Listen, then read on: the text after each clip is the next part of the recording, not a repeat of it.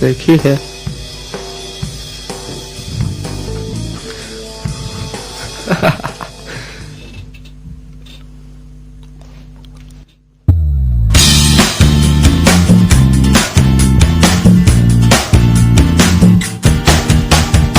Bodcast. Hey. Hello, welcome. Hey, it's a great podcast today, isn't it? Because we've got sexual awareness and Iraq, plus a lot of other stuff. That's right, there's a lot coming up. Oh, it's like we've got after that we've got politics of the UK. That's right, let's kick What off. better things?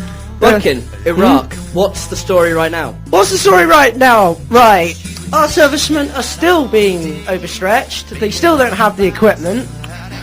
They need the equipment. They just aren't going to get it because no one can be bothered to pay the transport. What would you do about this? What would I do?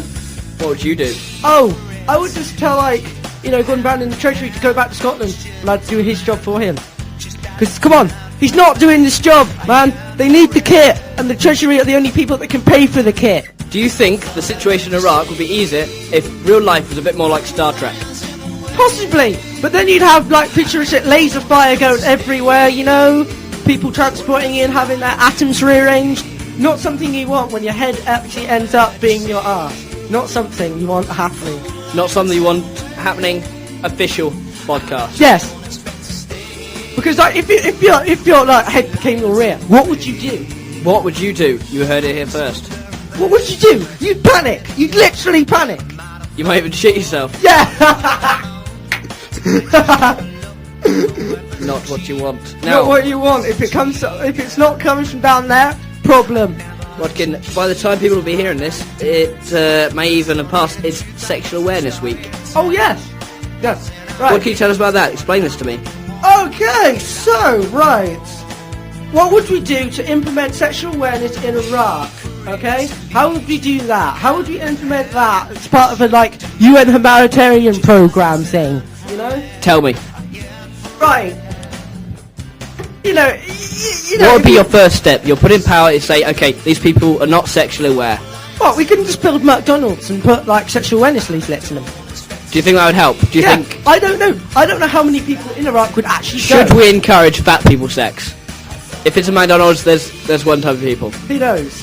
Probably not, because it's not great, because you probably kill the people underneath you.